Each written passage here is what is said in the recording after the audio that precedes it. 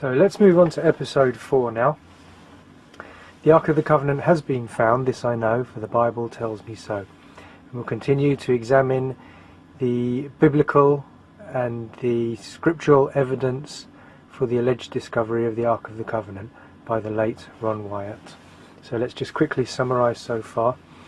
According to the Bible and the spirit of prophecy alone, the Ark of the Covenant was hidden in a cave in Jerusalem. It's still there, and it still contains the earthly tables of stone. It will be rediscovered. The tables will be brought out and put on public display and shown to the entire world with a message. And Jesus was crucified on Mount Moriah, outside the city walls, and really that only leaves the garden tomb.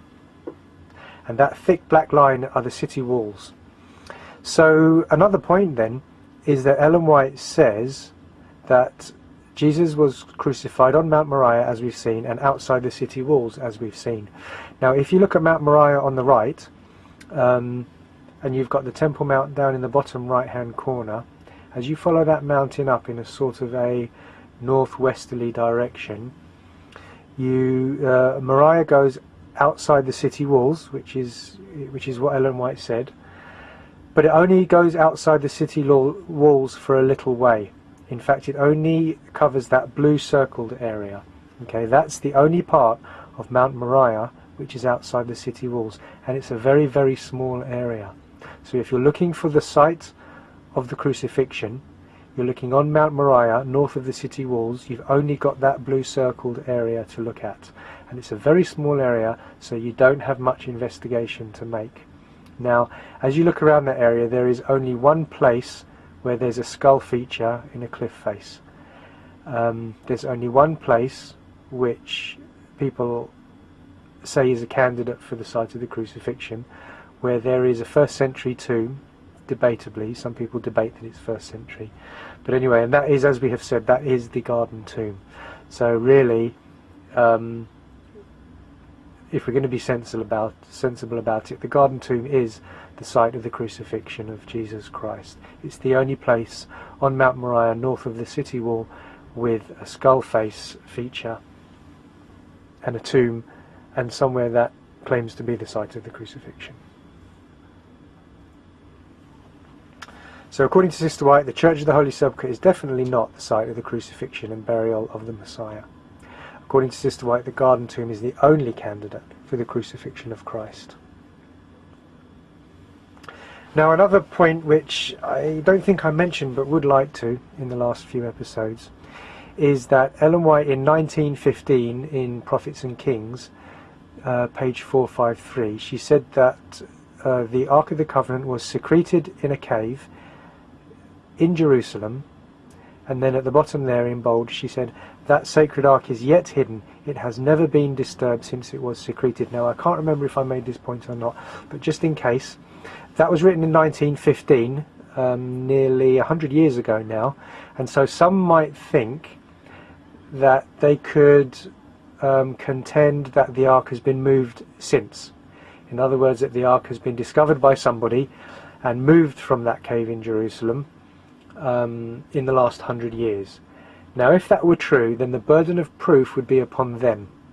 Okay, they would have to at least come up with some evidence, even if it's very vague, that has actually happened. If you're going to say that things have changed and they're not as they were, and things aren't as Ellen White wrote, then the burden of proof lies on you in order to do that. It wouldn't be up to me to prove that no one has found it. It would be up to you to prove that someone has found it and moved it. Okay, so the burden of proof lies upon those that claim things have changed. So you would need to come up with some kind of historical record or a news item, or even just some vague allegation even, that somebody at some time in the last 100 years has removed the Ark of the Covenant from a cave in Jerusalem. And no such allegation or record exists. So I'm not even asking for proof or evidence, just an allegation, and it doesn't exist. So don't forget that Jerusalem has, loosely speaking, been the centre of the world's attention for the last 100 years. It's been very highly monitored, and there's been a UN presence and a British presence, and the Israelis, of course, and the Palestinians and so forth. Not really nothing goes on in Jerusalem without somebody knowing about it. So if someone was to find something such as the Ark of the Covenant and move it from a cave in Jerusalem to somewhere else, it would definitely be noticed. No one's going to be able to do that in secret. Some kind of word would get out. So we're not even talking about a wilderness area or somewhere that's not very populated or inhabited or reported upon, and so that the Ark could just be found without anybody noticing. So Jerusalem is the centre of the world's attention, loosely speaking. Okay, so let's get on to today's episode, and that's what did the Ark look like. Here is a picture of what Ron Wyatt said the Ark of the Covenant looked like when he found it. Okay, now of course, if the Bible or the Spirit of Prophecy describes something different to this picture, then we would have to say that Ron Wyatt was a fraud and was lying. Okay, now one thing, I'll be honest, most of this information I got from arkfiles.net, and that's a friend of mine called Rebecca in Norway. She does an excellent presentation on this, much more in depth, much better than this one, so I would urge you to go to www.arkfiles.net and take a look at that particular episode and all of the episodes there. So all I did was take a few of the major points that she made, and I'm just going to quickly present them here. I also got some information from Ross Patterson, a good friend of mine in New Zealand. So this is what Ron Wyatt depicts the Ark of the Covenant to be like. I think you'll see that the main difference to all the other kinds of pictures and illustrations is that the cherubim are standing on the side of the Ark. Okay, now most of the alleged discoveries or the pictures show this kind of thing, with cherubim up upon the mercy seat and perhaps kneeling or some standing on it. Okay, so let's investigate what the Ark should look like according to the Bible and the Spirit of Prophecy. You'll find the first description in Exodus 25. It says, and thou shalt make 2 cherubims of gold. So we're talking about the cherubims now and their positioning, strictly speaking, because the only other elements of the Ark of the Covenant are the mercy seat, the Ark, the box, and the staves, and those are pretty basic. A box is a box, and a lid is a lid, and staves are staves, so there's not much contention there. So really I'm just going to look at the positioning of the cherubim. So it says to make 2 cherubims of gold, of beaten work shalt thou make them, in the 2 ends of the mercy seat, and make 1 cherubim on the one end, and the other cherubim on the other end. Even of the mercy seat shall ye make the cherubim on the 2 ends thereof. Now the reason I've highlighted on in bold in those 3 places is because of this picture here. A lot of people read on in Exodus 25 and they think that they should place the cherubims literally on the mercy seat, upon the mercy seat. Okay, and that's what it says there, so you would think that might be correct. Let's read on. And there I will meet with thee, and I will commune with thee from above the mercy seat, from between the 2 cherubims which are upon the ark of the testimony. So immediately that last sentence that's been bolded out shows us that God had to have enough room upon the mercy seat, because it was a seat, a throne, to dwell upon, between the 2 cherubims. And as Rebecca points out in arkfiles.net, this kind of positioning of the cherubim doesn't really leave enough room for a king to sit upon the throne, does it? So the point that she makes is a very good one. If you use this kind of illustration, then it's as if you're trying to, I'm going to say, not make room for the king of the ark. Okay, it's as if you don't really want him to be sitting on that throne. And instead of the king, or for God to be sitting upon the throne, look who's actually sitting on the throne. It's the cherubim. They're actually upon the throne. Now, as you know, if you sit, or in this case kneel, if you reside upon somebody else's throne, it would be representative of you wanting to usurp their title and their power. And we know that there is one cherubim who does want to do that. He wants to sit upon the throne of God and usurp the power that is due only to Jesus Christ. It says, "For thou hast said in thine heart, I will ascend into heaven. I will exalt my throne above the stars of God. I will be like the Most High." Okay, so it was actually Lucifer who wanted to sit on his throne and be like the Most High. And that's, I'm suggesting, what is represented in this kind of a depiction of the Ark of the Covenant. Okay, so let's read now from Patriarchs and Prophets, page 348. We're going to look at how the wings and the faces are positioned, and also how the cherubim are positioned. Whether they're meant to be right up upon the mercy seat or on the ends of it, we're going to go back to in a second. But first of all, let's look at the other positioning. The cover of the sacred chest was called the mercy seat. This was wrought of one solid piece of gold and was surmounted by golden cherubim, one standing on each end. So immediately we can see that this kind of thing where they're seen to be kneeling is wrong. It wouldn't be biblical. And anyone that claims to have found the Ark of the Covenant and it looked anything like this, where the cherubim are kneeling or prostrated or anything like that, then that wouldn't be correct according to the spirit of prophecy.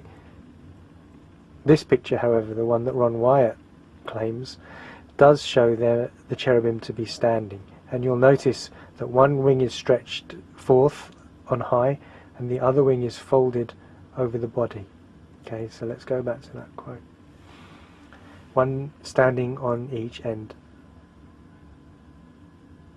One wing of each angel was stretched forth on high, so we've just seen that in Ron Wyatt's depiction, while the other was folded over the body. Okay, exactly as Ron Wyatt said he saw.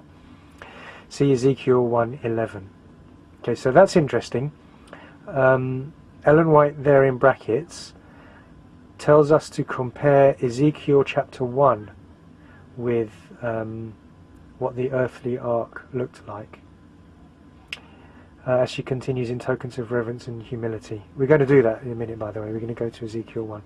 The position of the cherubim, with their faces turned toward each other and looking reverently downward toward the ark, represented the reverence with which the heavenly hosts regard the law of God and their interest in the plan of redemption.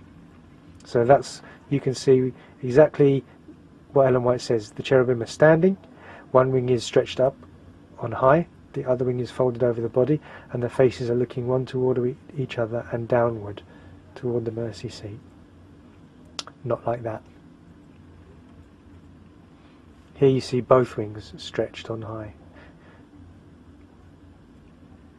Okay, CET 85. The temple of God was open in heaven, and I was shown the ark of God covered with the mercy seat. Two angels stood, one at either end of the ark. So we know that the earthly ark is a pattern of the true ark in heaven, and if you have two angels standing one at either end in the heavenly ark, then that's what you should see on the earthly ark.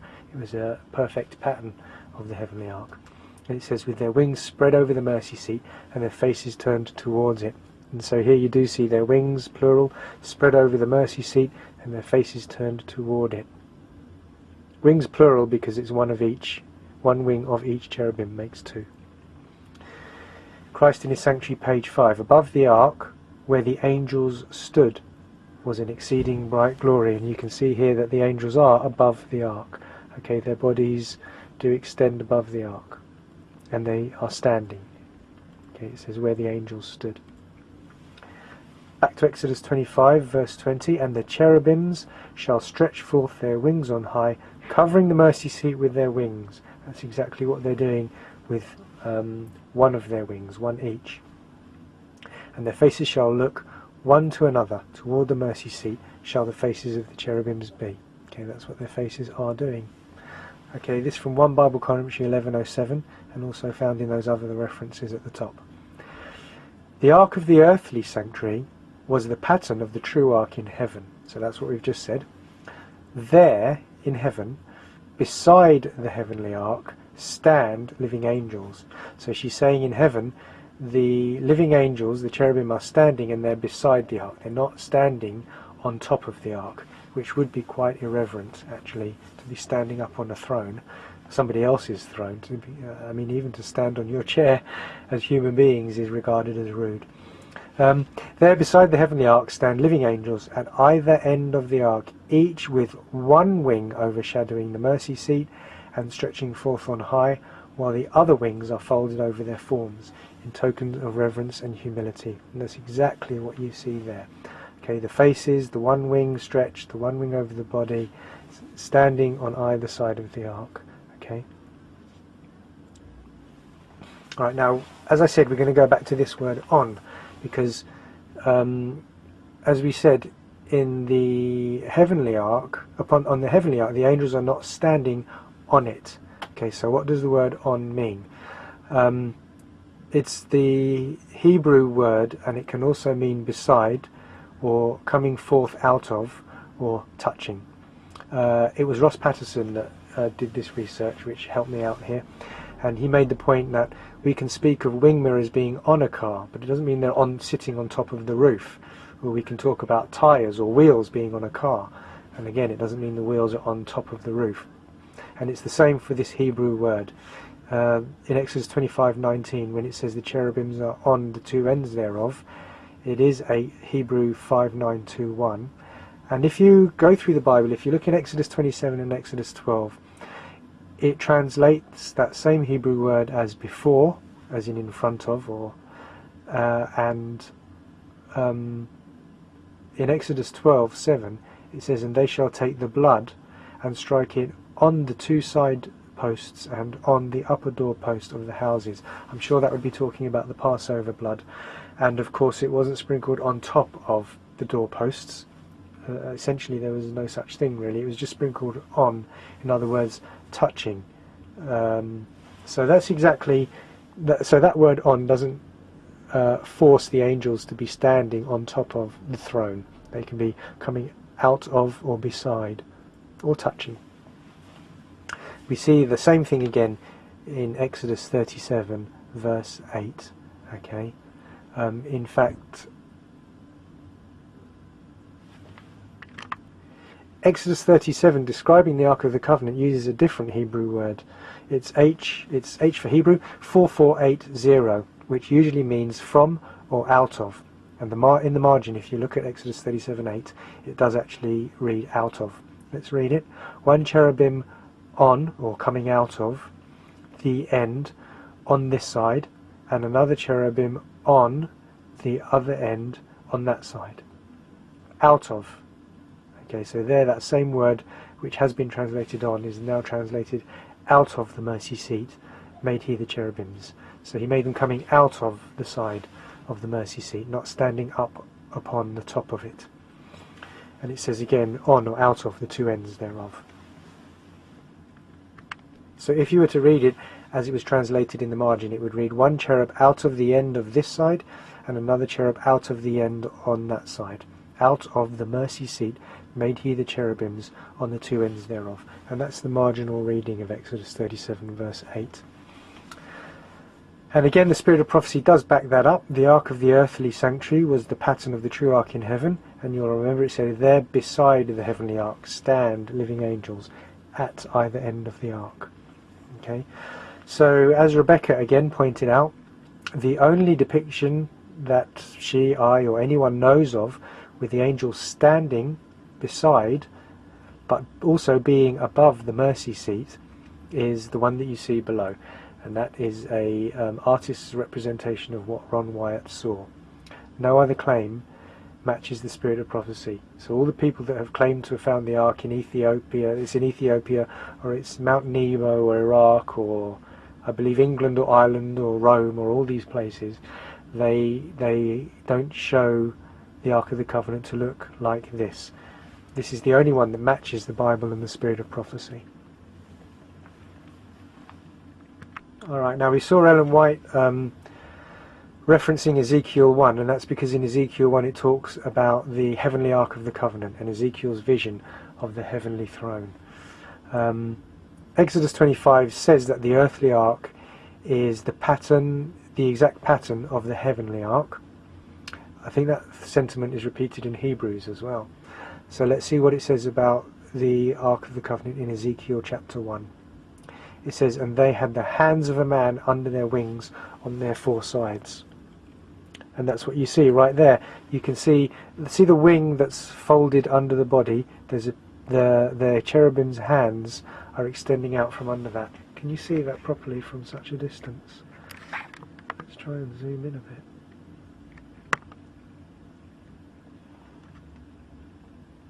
Is that picking it up?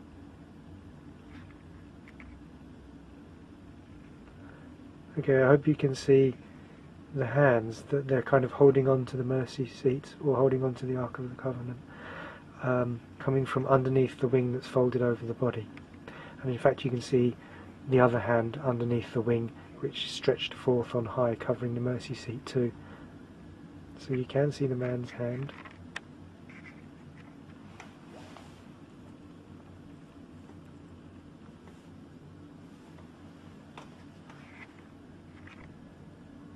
Verse 9, their wings were joined one to another, and we do see that as well. The wings that are stretched forth on high are joined one to another. Verse 11, their wings were stretched upward, 2 wings of every one were joined one to another, and 2 covered their bodies. So there's one difference between the heavenly ark and the earthly ark, is that in the earthly ark they only have 1 pair of wings each, whereas it seems that in heaven the cherubim have 2 pairs each, but they're still positioned in the same way. Verse 22, and the likeness of the firmament upon the heads of the living creature was as the colour of the terrible crystal stretched forth over their heads above.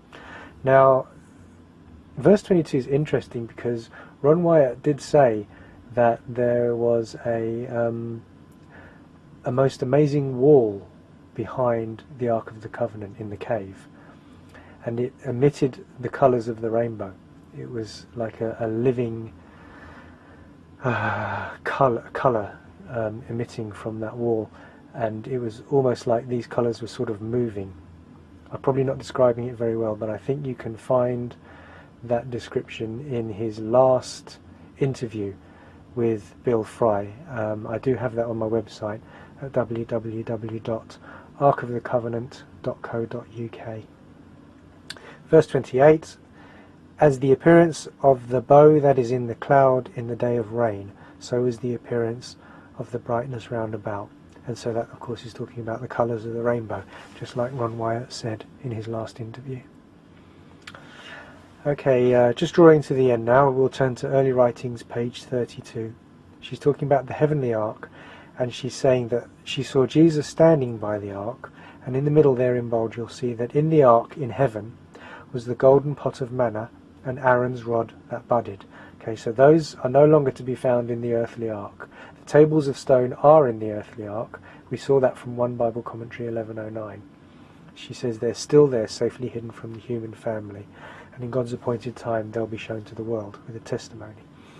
But the golden pot of manna and Aaron's rod that budded is taken to heaven.